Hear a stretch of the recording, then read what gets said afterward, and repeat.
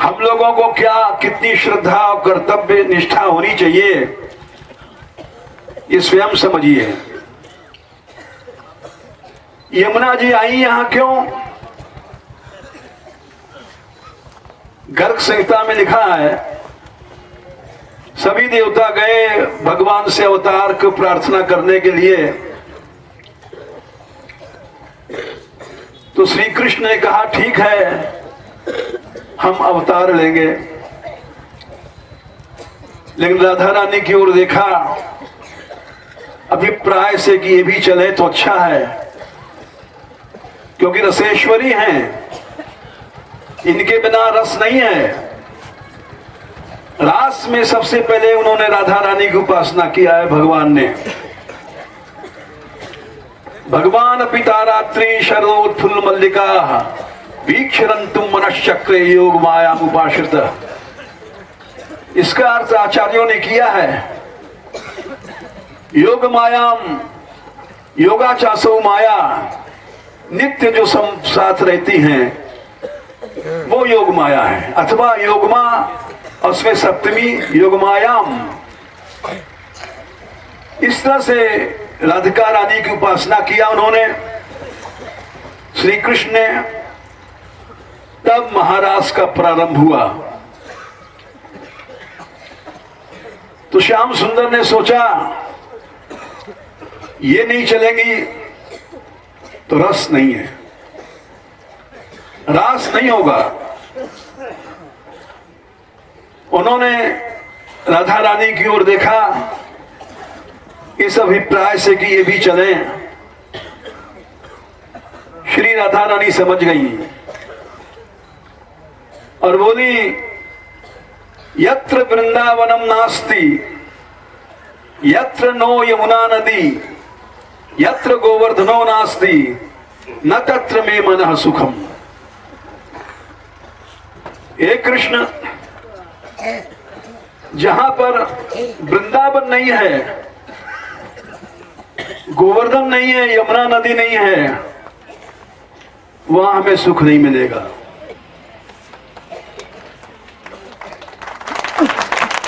श्याम सुंदर बोले ये सब चलेंगी राधे, ये सब चलेंगी। यमुना जब चलने लगी तो उसमें गंगा भी मिल गई, बिरजा भी मिल गई, सब मिल गई। यमुना जी की सेवा से अपने आप गंगा बिरजा आदि की सेवा हो जाती है। तब यमुना जी आई है वहां से, पहले आ गई हैं। इसीलिए नंददास जी ने लिखा है ने करण प्रथम यमुना आई। पहले यमुना जी आ जाती हैं जब संसार में प्रेम का प्रस्तार विस्तार होता है। वे यमुना जी जो श्री जी का स्वरूप है और उनका जो जलमय स्वरूप है वो क्या है? एक प्रेम का समुद्र बह रहा है।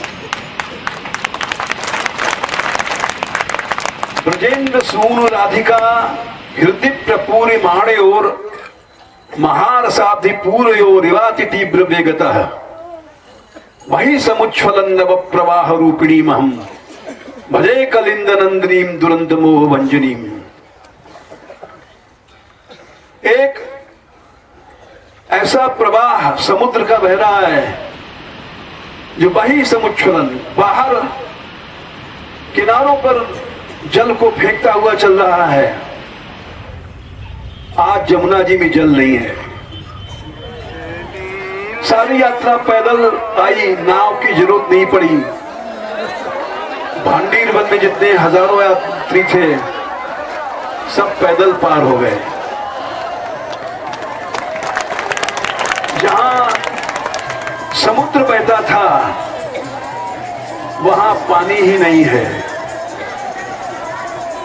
क्योंकि वो रोक दिया गया है। ये बड़े दुख की बात है। कंस के समय में भी ऐसा अत्याचार नहीं हुआ था। जो इस कलयुग में हो रहा है। इसीलिए यमुना को कलिंद तनया कहा गया। कलिंद तनया क्यों कहा गया? कली माने कलयुग, और दो अवखंडने धातु से कलिम द्यति खंडयति कलिंदा, और उससे अण प्रत्यय करके कालिंद बना पर्वत, और उससे स्त्री में करके स्त्री प्रत्यय में टिट ढाणा द्विज, इस सूत्र से कालिंदी बना है। ये यमुना कलयुग के दोषों को दूर करती हैं, ये निश्चित बात है। रसैक सीम राधिकाम पदाब्ज भक्ति साधिकाम तलंग राग बिंजन प्रभाति पुंज मंजुलाम स्वरोचिशाति शोभिताम कृताम जनाधिगंजनाम भजे कलिंद नंदिनीम दुरंत मोह भंजनीम। ये राधिका रानी के प्रेम को तो देती ही है, और जनाधिगंजनाम, लोगों के भीतर जो कली का मैल है उसको दूर करती हैं। यमुना के ही लुप्त होने से और अशुद्ध होने से कलयुग बढ़ रहा है और ये बाधा दे रहा है। हम लोग यमुना जी की उपासना, उनकी शक्ति से यमुना सेवा के लिए जो कुछ कर रहे हैं, ये कलयुग के खिलाफ एक लड़ाई है, केवल गवर्नमेंट के खिलाफ नहीं है। गवर्नमेंट तो आसुरी बन ही चुकी है। देखो श्रीमद् भागवत में कहा गया है, कर्तु शास्त्रु अनुज्ञातु समम प्रेत्य फलम। करने वाला, कराने वाला, समर्थन करने वाला, ये सब पापी बराबर होते हैं।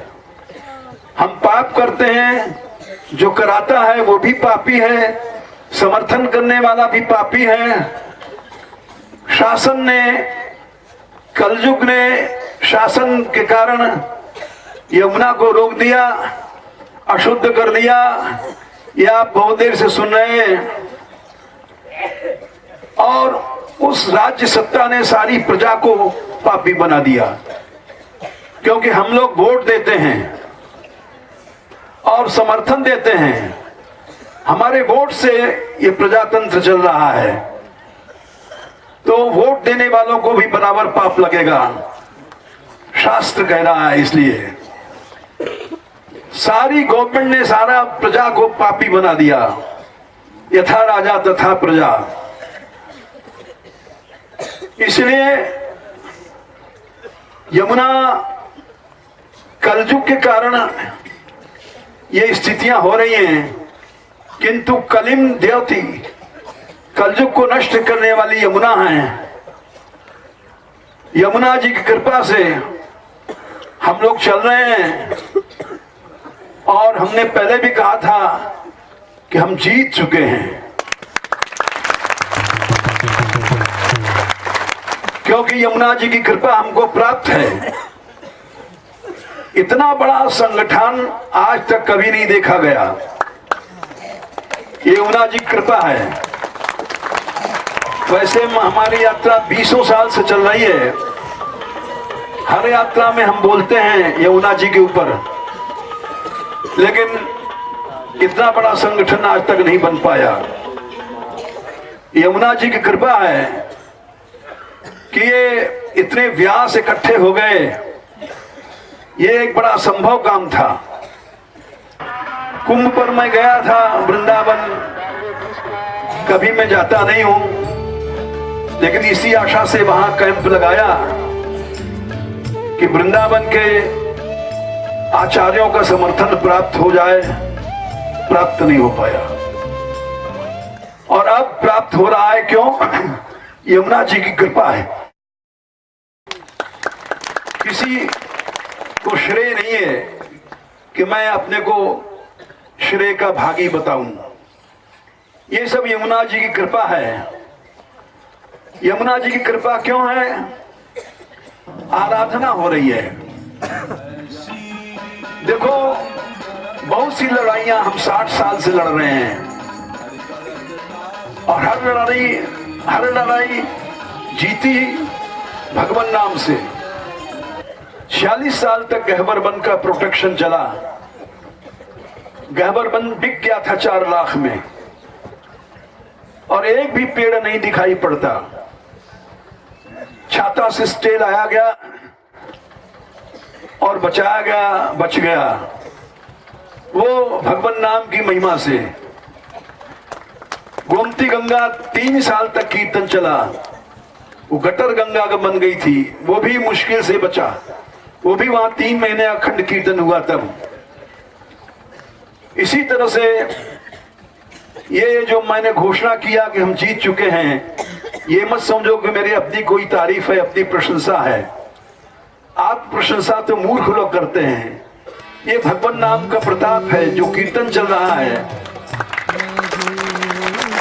और हम उस कारण से घोषणा कर देते हैं। जब मनुष्य किसी भी आपत्ति में फंस जाए, भगवान नाम का आश्रय लेता है तो वो जीत जाता है। यन्नाम घृणन् अखिलान् श्रोत्रीन् आत्मानमेव च, सारे संसार को पवित्र करता है। और आपन्ना संस्कृतिम घोराम यन्नाम विविशो गृणन् तथा सद्यो विमुच्येत यद बिभेति स्वयं भयम। कैसा भी खराब समय आ जाए, घोराम संस्कृतिम, उसमें भी आपन्न होने पर मनुष्य भगवान के नाम को लेता है तो अवश्य विजय प्राप्त होती है। प्रहलाद में क्या सामर्थ्य थी? कुछ नहीं। किसी जीव में सामर्थ्य नहीं हो सकती। विभीषण में क्या सामर्थ्य थी? कुछ नहीं। जो कुछ सामर्थ्य है भगवान नाम में है। प्रहलाद के सामर्थ्य को देख करके हिरण्यकश्यप आश्चर्य पड़ गया। एक छोटा सा लड़का और मेरे सामने निर्भय खड़ा है, मेरा शासन तोड़ रखा है इसने, सारी जनता को बहका दिया, भगवान नाम लेने के लिए कीर्तन की पार्टियां बना दिया, स्कूलों में कीर्तन प्रचार कर दिया। हिरण्यकश्यप को आश्चर्य हुआ और उसने कहा, क्रुद्धस्य यस्य कंपन्ते त्रयो लोका सहेश्वरा। अरे बालक, जब मैं क्रोध करता हूं तीनों लोग और उसके ईश्वर ब्रह्मा विष्णु शिव आदि कांपते हैं। तस्य में भीतवद मूढ़ शासनम किम बलोत्यगा। तूने मेरा शासन तोड़ दिया है, मूढ़, क्या बल है तेरे पास? कुछ बल है तो जरूर। समझ रहा है कि निर्भय खड़ा है, मेरे शासन को तोड़ रखा है। लोहा मान गया। प्रहलाद ने कहा, न केवलम में भवतश्च राजन, हे राजन, मेरे ही में बल, आप में भी जो बल है वो सब उसी का है। न केवलम में भवतश्च राजन सवै बलम बलिनाम चापरेशाम परे वरे मी स्थिर जंगमाये ब्रह्मा देव ये न वशम प्रणीता। मैंने पिछले साल भी जब इसकी शुरुआत केशी घाट में भई थी तो वहां पर मैंने कहा था कि हम जीत चुके हैं। वो इसलिए ने कहा था कि मेरे में तो कोई शक्ति नहीं है, हम जैसा दुर्बल प्राणी इस संसार में कोई नहीं होगा। लोग कहते हैं यात्रा वार्ता भगवान नाम से चलती है। मेरे पास तो 5 पैसा भी नहीं है, 5 रुपया का नोट भी नहीं मिलेगा मेरी जेब में कभी, न कोई बैंक में खाता है मेरा। लेकिन ये जो कीर्तन चलता है भगवान नाम, इससे करोड़ों भी रुपए के अरबों का तो खर्च होगा तो पूरा हो जाएगा। मांगता नहीं हूं, किसी से चंदा नहीं लेता हूं, किसी दरवाजे नहीं जाता हूं, क्योंकि भगवान नाम यथपाद संश्रया सूत मुनिया प्रशमायना सद्य पुनंत पस्पृष्टा किम पुनर्स्वधुन्ना तो सेवया। इसलिए कीर्तन चल रहा है, भगवान नाम के कारण ही हम घोषणा कर देते हैं कि हम जीत चुके हैं। ये पहले भी मैंने किया था, गोमती गंगा में, फिर गहबर वन में, और यमुना जी के बारे में भी कर रहे हैं। निश्चित है, लोग कहते हैं जब पहाड़ों की लड़ाई लड़ी, बोले ये क्या लड़ेगा दुर्बल साधु, कुछ शक्ति नहीं है, धन शक्ति न जन शक्ति, कोई भी समर्थन नहीं था हमारे पास। लेकिन भगवान नाम लेके चले और विजय मिली, सब पहाड़ बंद हो गए। हम जीत करके दिखा देंगे। और सभी यात्रियों ने देखा है, 2 साल पहले सभी यात्री बैठ गए मिशन पर। एक आश्चर्य की घटना थी कि छोटी छोटी जो लड़कियां 5-5, 8-8 साल की हैं, ये भी बैठ गई मिशन पर। रोटी नहीं खाएंगे, हम बड़े चिंता में, छोटे बच्चे बैठे हैं, उतना रोना आएगा हम रो लेंगे। और इनका क्या होगा। हम तो खैर हमारी उम्र काफी है, हम 1 दिन 2 दिन नहीं खाएंगे तो नहीं मरेंगे। 12 बजे रात को फोन आया चीफ मिनिस्टर का कि आपकी सारी मांग मंजूर है, आप छोड़ दीजिए अनशन। ये क्यों हुआ? इन बच्चों के कारण से। बालक उपासना करते हैं तो भगवान बड़े प्रसन्न होते हैं। ये सब आराधना से काम हुआ है। आराधना एक शक्ति है। पुंसाम अतो विविध कर्माभिरद्धो राज्यैर दानेन चोक्रतपसा व्रतचर्या च आराधनम भगवतस्तत् सत्क्रियार्थो धर्मोर्पिता कर्चित हृदय यत्र। जितने यज्ञ तप आदि हैं, उन सब का एक ही लक्ष्य है, आराधना, भगवान की आराधना। आराधना ही शक्ति है, आराधना ही से सब कुछ होता है। यहाँ तक कि भगवान भी कहते हैं मैं भी आराधना करता हूँ, इस आराधना के कारण मैं भी भगवान बना हूँ। लक्ष्मी मेरे पीछे घूमती है, मैं तो विरक्त हूँ, चाहता नहीं हूँ, लेकिन पीछे पीछे घूमती है। मैं भक्तों की आराधना करता हूँ। यस्य चरण पद्म पवित्र रेणु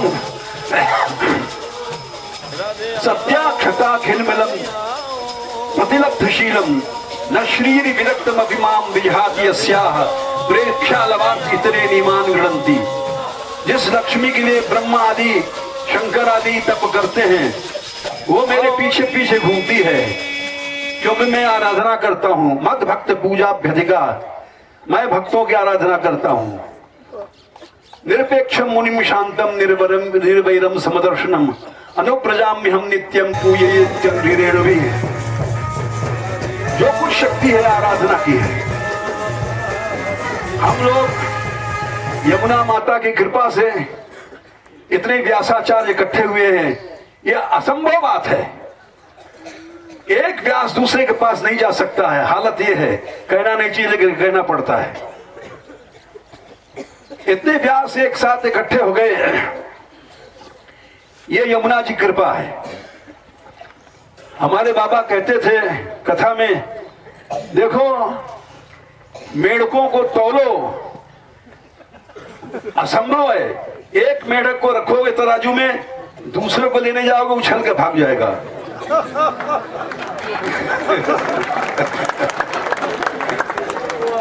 तो वो महापुरुषों की बात बता रहे हैं। तो ऐसे व्यासाचार्य हैं,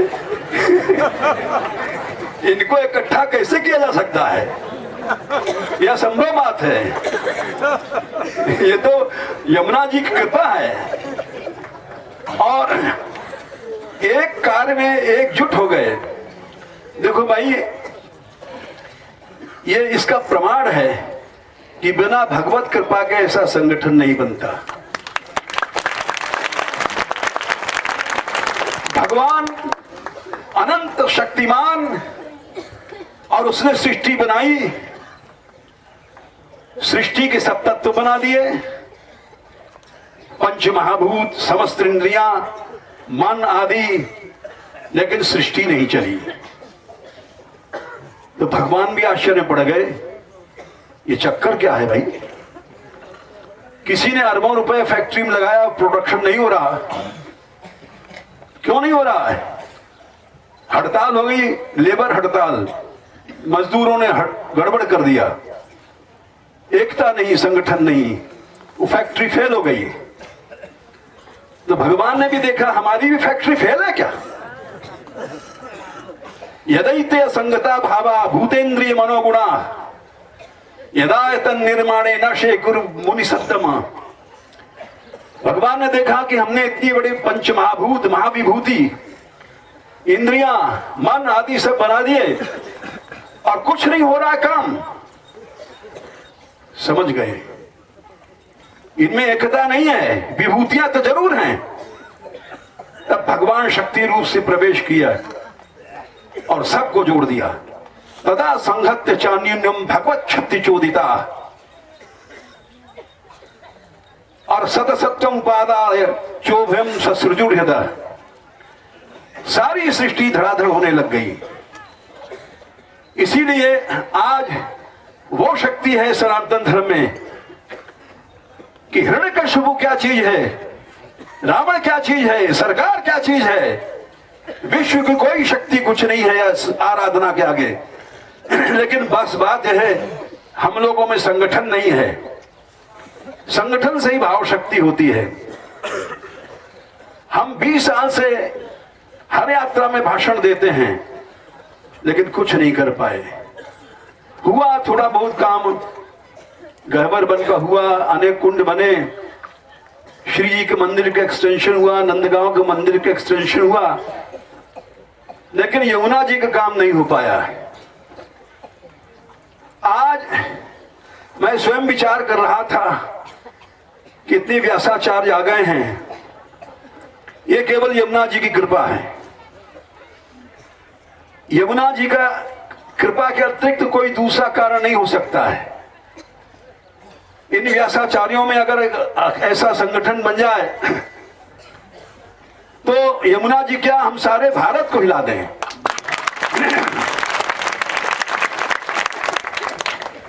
विश्व की कोई शक्ति नहीं है। जब भक्त लोग इकट्ठे हो जाते हैं, मद भक्ता यत्र गायंती तत्र तिष्ठामि नारद, वहां साक्षात भगवान रहता है। आवश्यकता इस बात की है हम एक नहीं हैं, अलग अलग हैं। यही एक दुख की बात है। जब भगवान की कृपा होती है तभी एकता होती है। आज जितने व्यासाचार्य हैं, धर्माचार्य एक हो जाएं तो वो शक्ति बन जाए कि भारत क्या सारे विश्व को हम चैलेंज कर दें। कली माने कला, कलयुग घुस करके हम लोगों को अलग अलग कर देता है, भेद उत्पन्न कर देता है। हम लोग बिखर जाते हैं, शक्तिहीन हो जाते हैं। United we stand and divided we fall. इसी तरह से हम शक्तिहीन हो जाते हैं। कलयुग का यही लक्षण है। आज इतने आचार्य हैं, आवश्यकता है कि हम सब लोग एक बने रहें। तो यमुना जी तो हम कहते हैं छोटी सी चीज है, सारे देश का भ्रष्टाचार मिट जाए, सारा विश्व कल सुधर जाए। लेकिन वो संगठन होना चाहिए सच्चा। संगठन यूं नहीं है। भेद का कारण यह है अहंता। हम जैसे लोग अपनी अहंता में अलग अलग डूबे हुए हैं। इस अहंता के कारण फूट पैदा होता है और कलह होता है, संगठन टूट जाता है। ब्रह्मा जी ने कहा कि जब भगवान की कृपा होती है तो उसकी पहचान क्या है? उसकी पहचान है यस्य जिस पर कृपा होती है भगवान की, नैशाम ममा ते दुस्तराम अतितरंच च देव मायाम नैशाम ममा हति धी श्रीगाल भक्षे येषाम सयो भगवान दयेदनंत। भगवान की कृपा का एक ही उदाहरण है, एक ही प्रमाण है, एक ही लक्षण है। येषाम सयो भगवान दयेदनंत। कब दया करता है? सर्वात्मनाश्रित पद यदि निर्बिलिकम ते दुस्तराम अतितरंच च देव मायाम नैशाम ममा हमिति धी श्रीगाल भक्षे। ब्रह्मा जी बोले भगवान की कृपा की एक ही पहचान है कि वो दुस्तर परिस्थितियों को पार कर जाते हैं। ये दुस्तराम अतितरंति च देव मायाम, माया शक्ति को जीत देते हैं। नैशाम ममाहम, ये ममाहम बुद्धि खत्म हो जाती है, तब एकता होती है। ये ममाहम बुद्धि खत्म हो जाए तो सारा भारतवर्ष क्या सारा विश्व सुधर हो जाए। लेकिन ये एक बहुत कठिन बात है, इससे ये भगवान से दूर कर देता है, भगवान की कृपा से हमको दूर कर देता है। देवताओं ने अपनी स्थिति में कहा यत् सानुबंधे असति देह गेहे ममाहम इत्यूढ़ दुराग्रहाणाम पुंसाम सुदूरम वस्तोपि पूर्याम भजेम तत्ते भगवन पदाब्जम। हम लोग असत देह और इगे, हमारा आश्रम, हमारी कुटिया, इसमें फंसे हुए हैं। ममाहम बुद्धि है, यत्सानुबंधे असति देह गेहे ममाहम इत्यूढ़ दुराग्रहाणाम पुंसाम सुदूरम। बहुत दूर है भगवान, दूर नहीं बहुत दूर है। यद्यपि वस्तुओं भी पूर्याम रह रहा है यही, तो ममाहम की बुद्धि, इस कारण से भगवान दूर है, भगवान की कृपा दूर है, और भगवान की कृपा दूर है तो सफलता भी दूर है। मनुष्य वही आगे चलता है जब ममाहम को छोड़ देता है तो अवश्य सफलता मिलती है।